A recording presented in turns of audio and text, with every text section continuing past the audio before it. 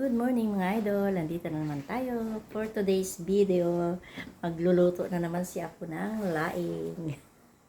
Wala naman ako ibang maluto kundi laing. Kasi meron kaming banding-banding ngayon ng aking mga kasamahan sa church. Yan. At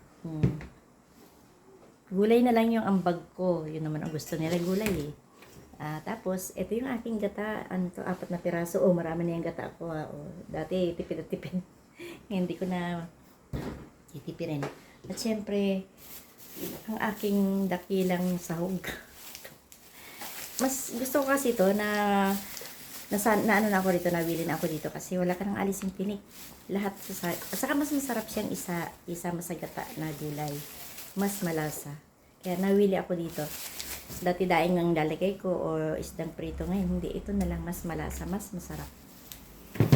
Tapos syempre mga paano ng mga sahog, ayan, nasan pa ba yung isa kong isa, ayan. Ito. Nasamahan ko na rin ng laman. At itong gabi na to galing dyan sa ate ko, medyo nalanta na, pero mas masarap yung ganito lang kalanta. Diba? Tuwing na lang kami may banding, puro gulay na lang yun na iambag ko. Tapos itong paklang, pinakatangkay nung gabi, isasama ko na marami to. Alam niyo ba na yung ganitong purong ganito, yung walang dahon, ang sarap din. Kung hindi niyo pa natatry, itry niyo, masarap. Kasi dati ganun ginagawa ko. Pag wala na yung dahon, ito naman, masarap.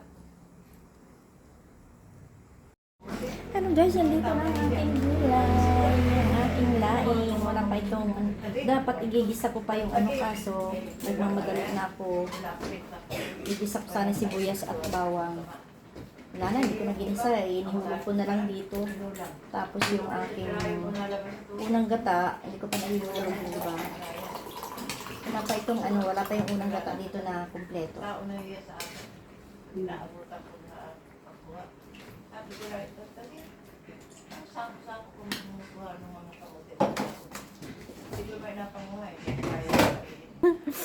Ayan ang aking laing. O, hintayin nyo ako dyan na nagmamadali na ako. Baka kalain nyo na hindi ako pupunta dyan. Inasikaso ko muna yung alaga ko dito. Ang dami kong panggawa. Hahabol ako dyan Basta abot to ng tanghali.